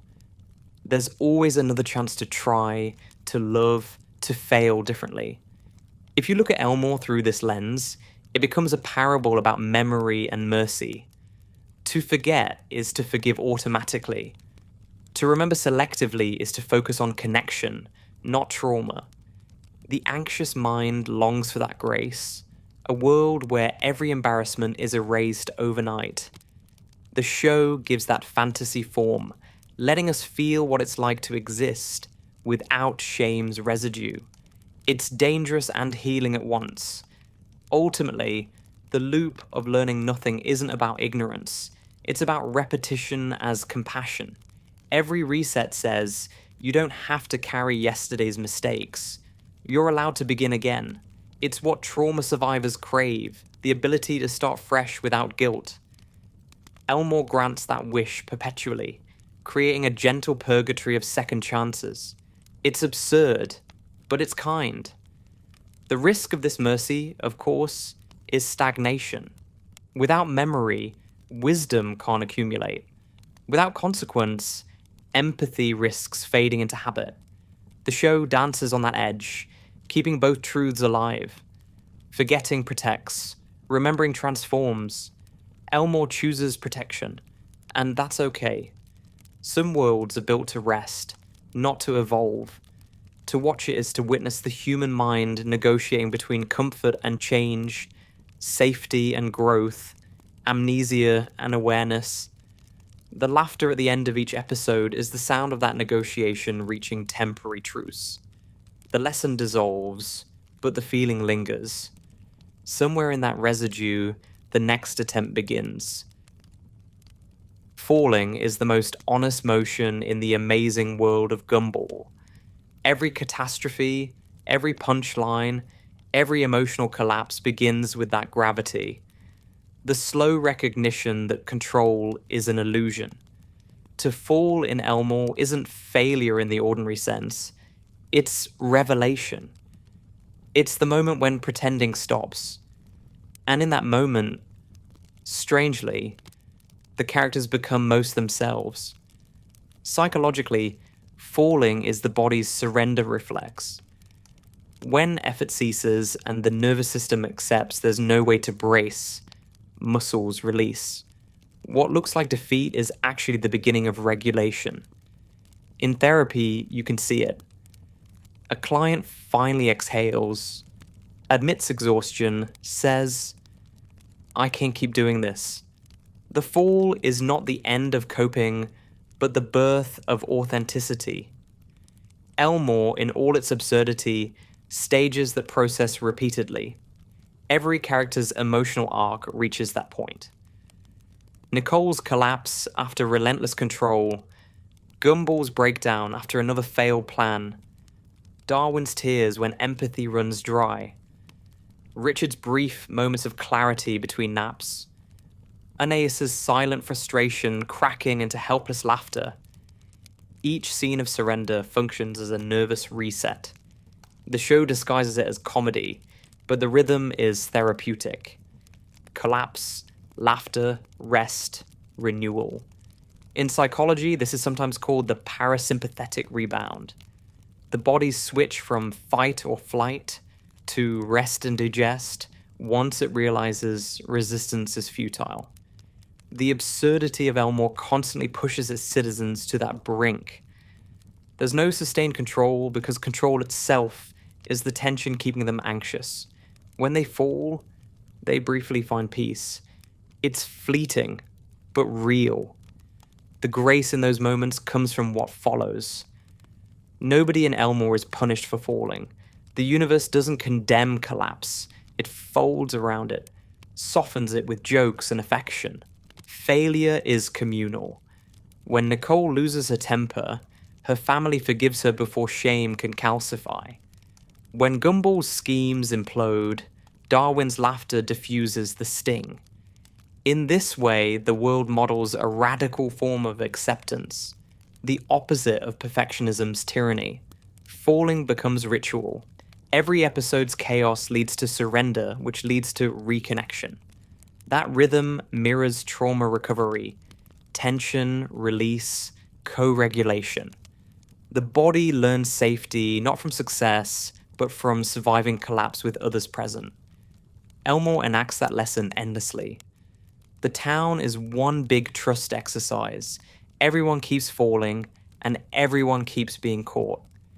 In real life, fear of failure often masks fear of falling apart. We cling to control because we dread exposure. What if others see how helpless we really are? The show answers that quietly. If they see it, they'll probably laugh, and the world will keep spinning. That normalization is grace. It teaches that the worst moment is survivable precisely because it's shared. There's a strange beauty in watching Nicole's eyes soften after her outbursts, in hearing Gumball admit, "I messed up," without irony, in seeing Darwin forgive before asked. These gestures reframe collapse as connection. The nervous system doesn't heal in isolation. It needs witnessing. Every episode that ends with laughter after chaos is a miniature model of that repair process. In a broader philosophical sense, falling is the show's answer to meaninglessness. If nothing holds permanently, then falling is the only constant. Instead of fighting gravity, the characters learn to fall better, to accept descent as movement, not disaster. That's what psychologists call acceptance-based coping, replacing control with flexibility. It's the same principle behind mindfulness. Letting go of resistance so energy can redirect toward presence. Even the slapstick supports this idea.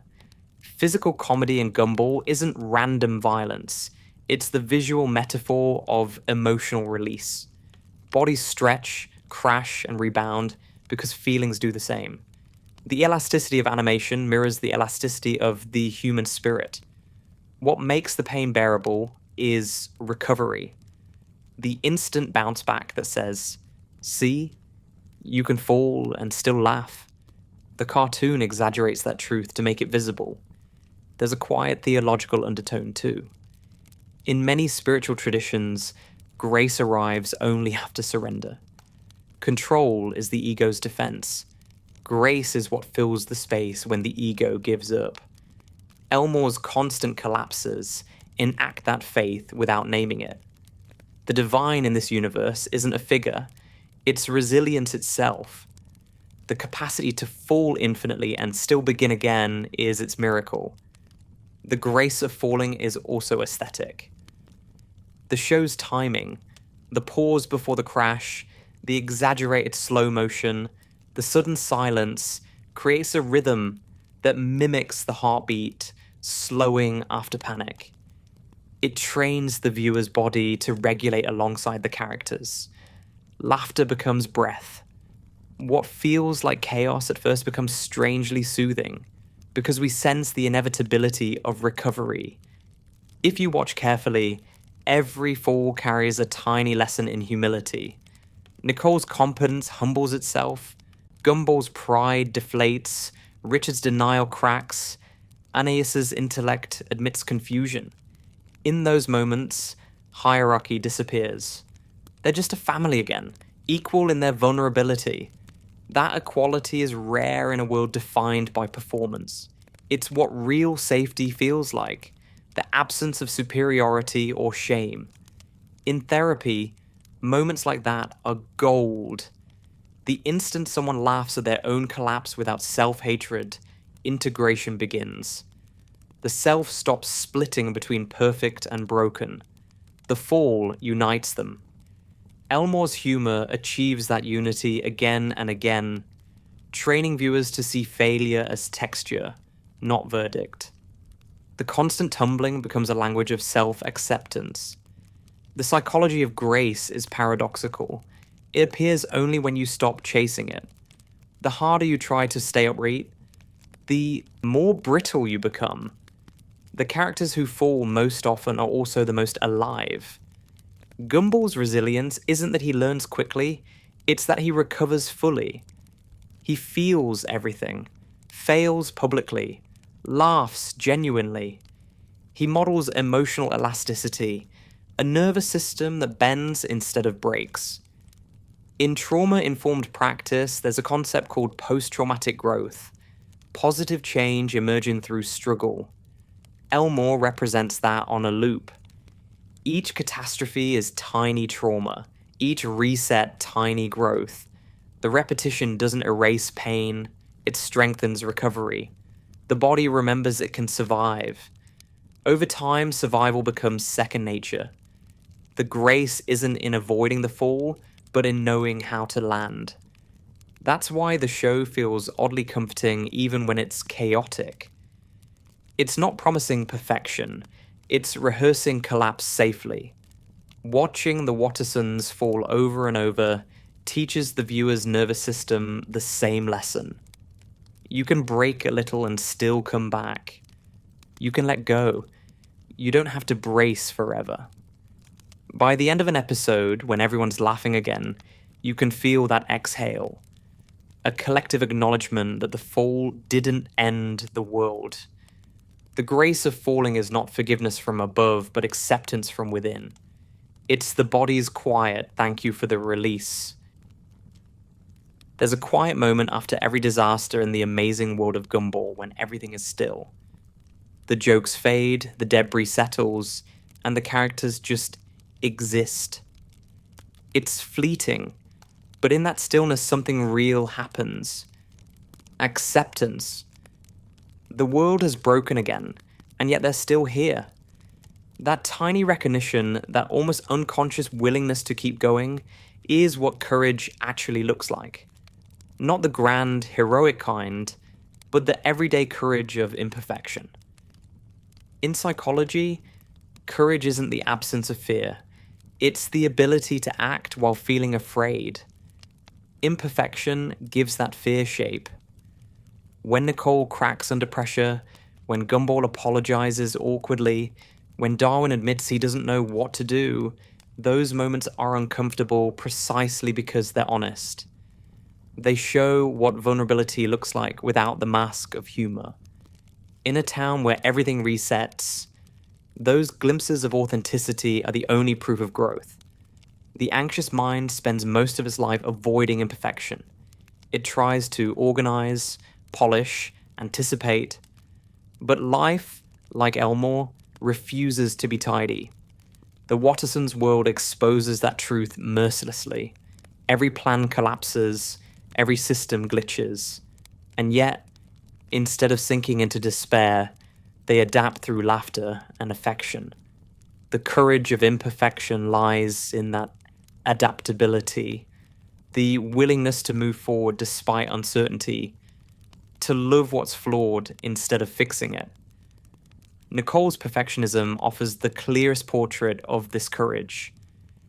She's terrified of failing her family, terrified that if she stops controlling everything, everything will unravel. But when she falters, when she screams or cries, or simply admits she's tired, the family doesn't collapse. It draws closer. That's the paradox she learned slowly.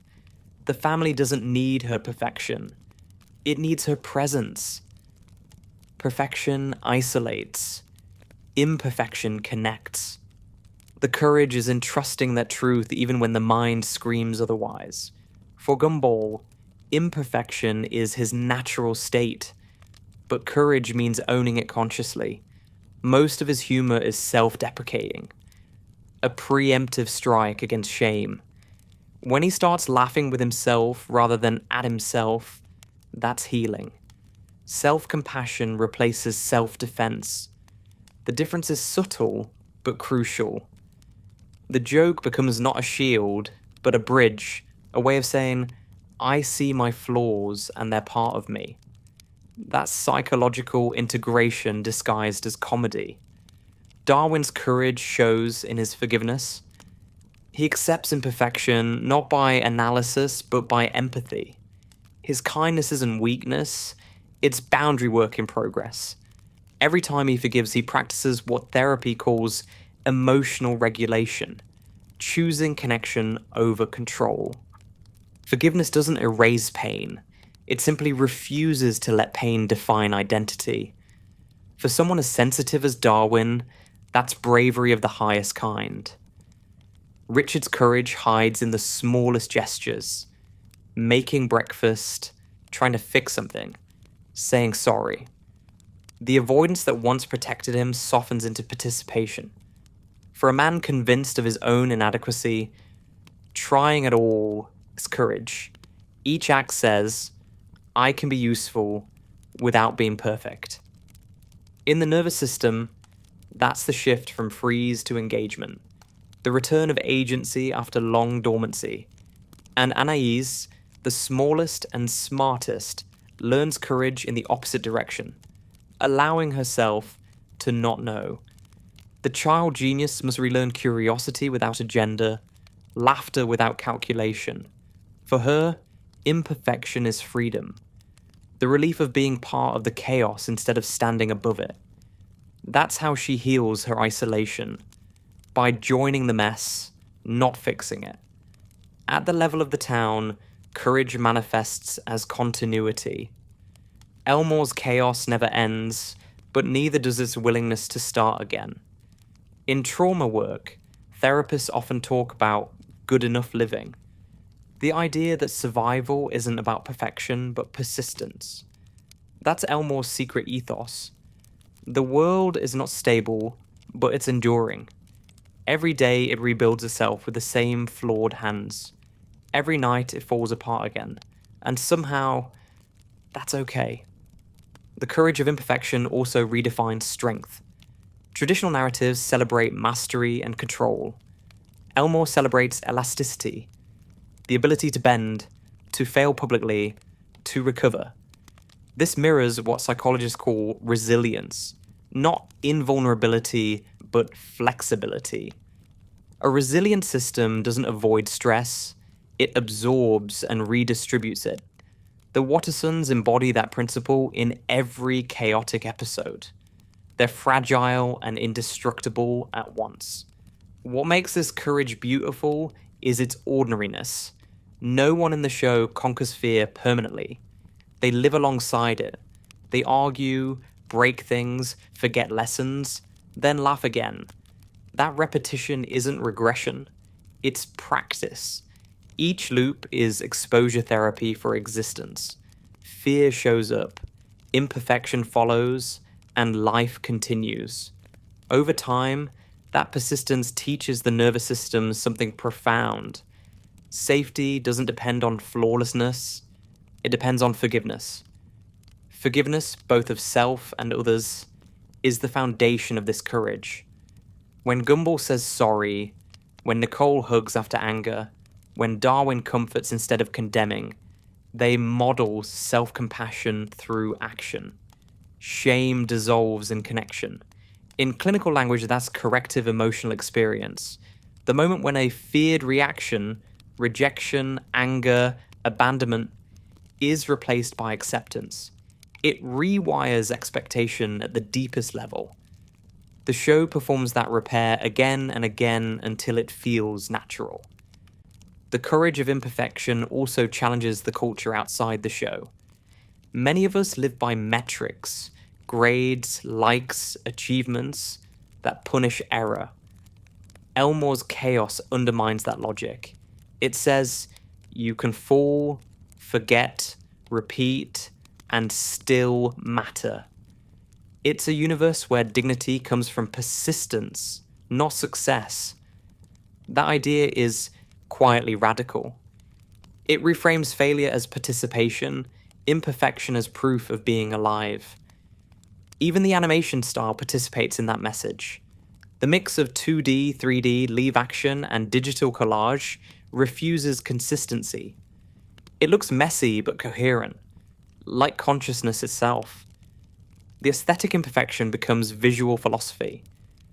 Harmony through diversity, stability through motion. It trains the viewer to accept inconsistency as texture, not flaw. Watching it long enough recalibrates your expectations of order. It teaches tolerance without words. In therapeutic practice, imperfection is the material of growth. You can't help what you won't see. Elmore forces visibility. It makes dysfunction absurd until recognition becomes laughter. That laughter is insight's gentler twin. The moment you can laugh at your patterns without cruelty, healing begins.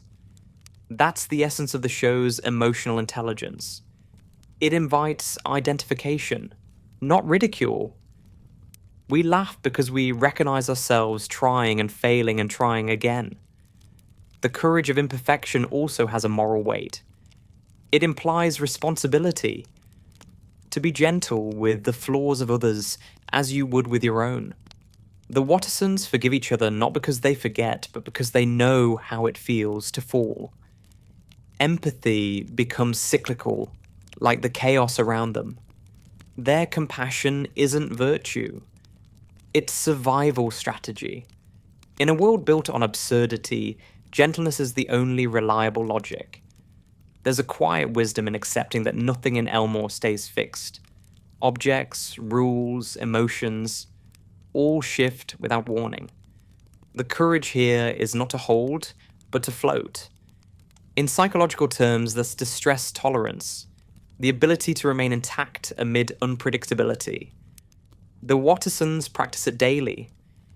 Every explosion, every misunderstanding becomes a rehearsal for serenity.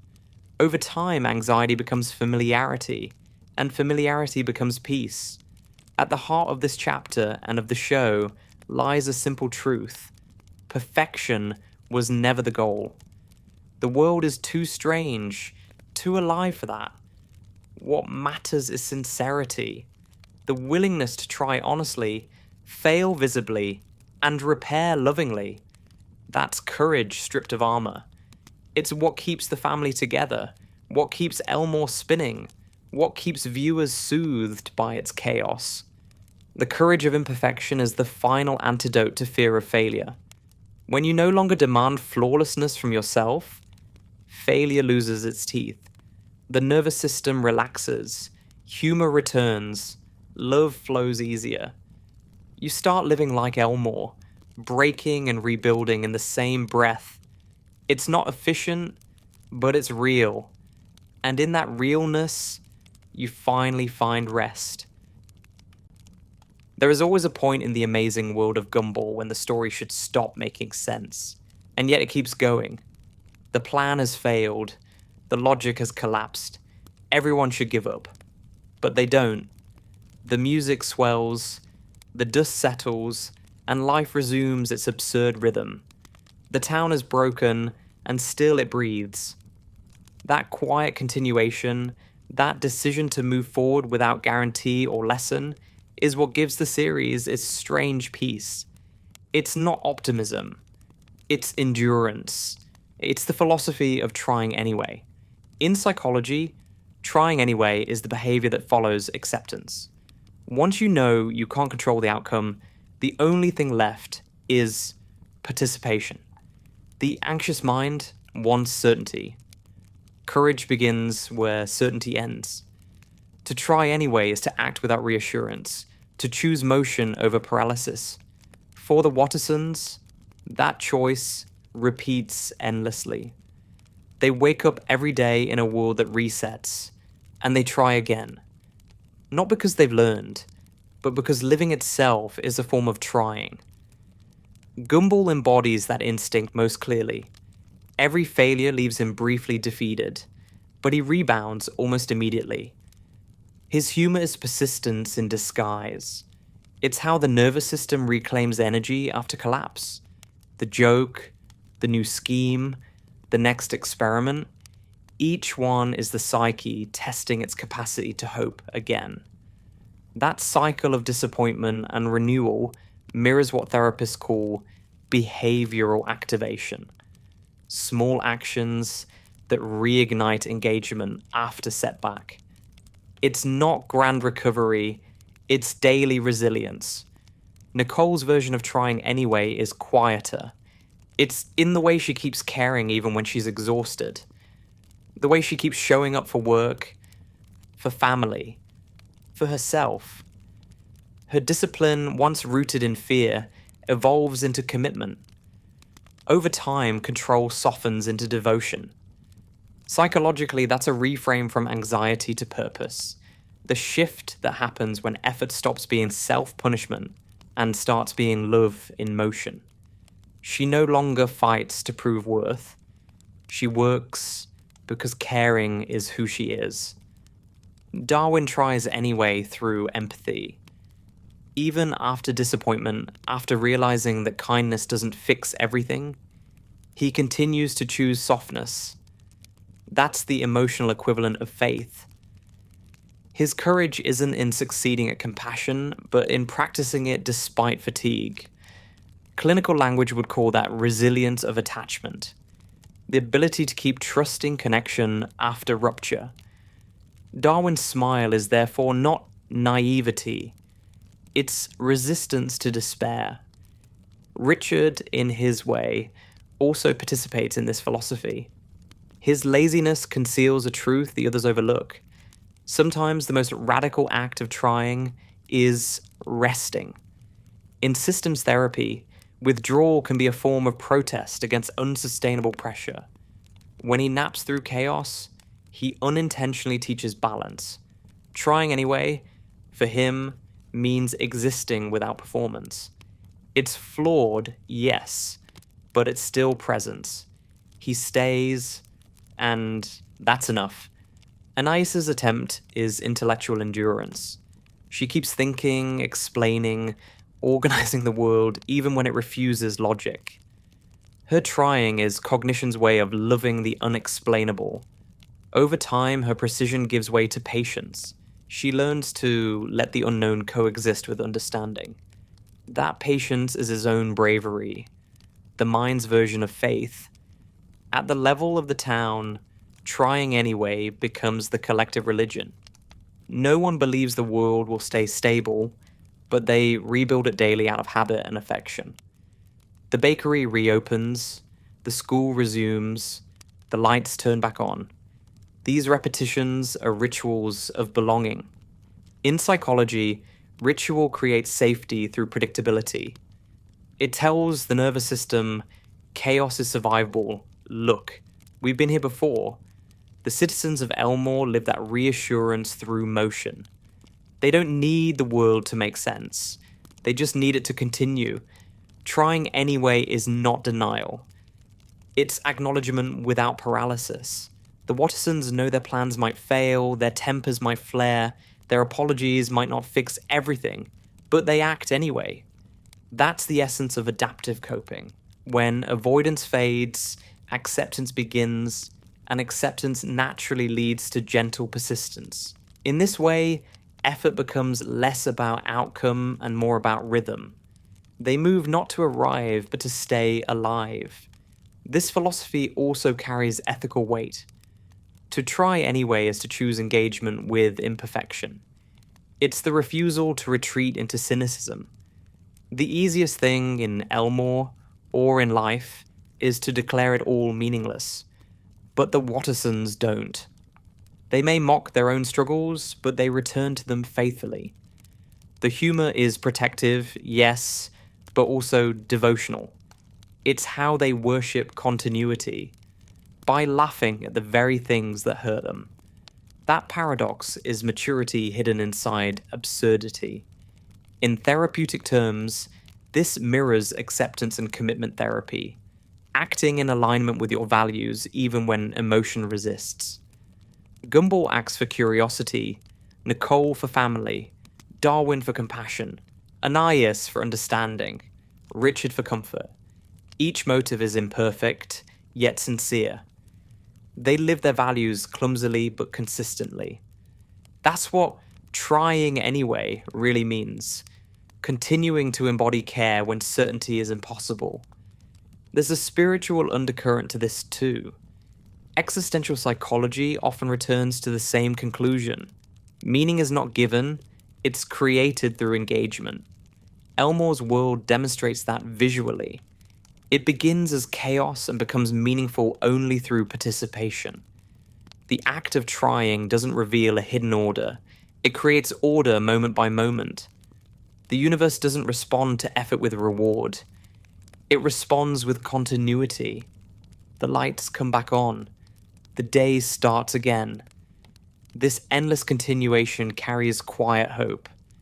Fear of failure loses power when failure becomes expected and survivable.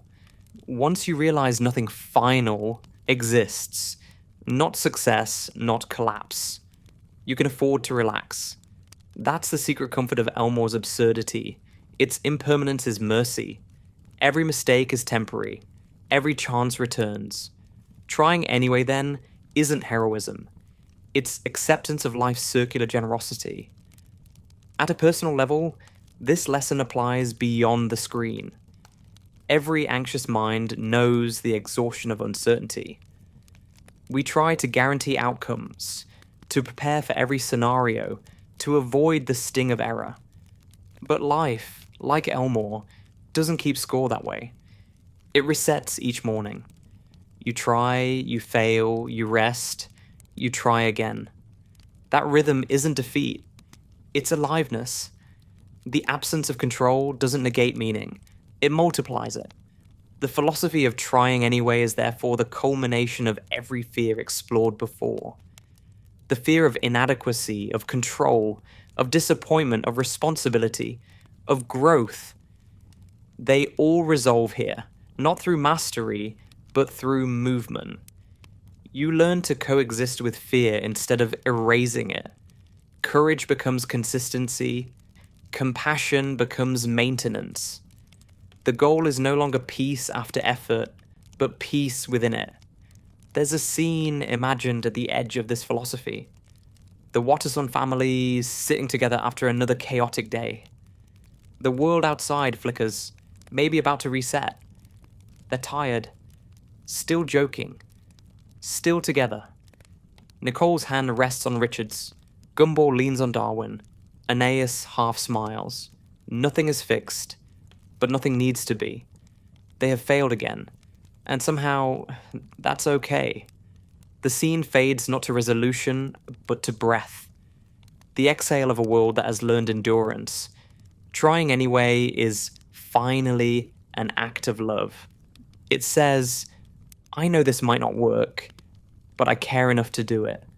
That's what keeps Elmore alive, what keeps anxiety manageable, what keeps a meaning possible. The nervous system doesn't need perfection. It needs participation. To try anyway is to keep showing up to your own life, one absurd, unfinished moment at a time. When the laughter dies down and the lights dim, that's the philosophy that remains. Fear still hums, uncertainty still spins, but there is movement, warmth, continuity. The world turns again, and that quietly is enough.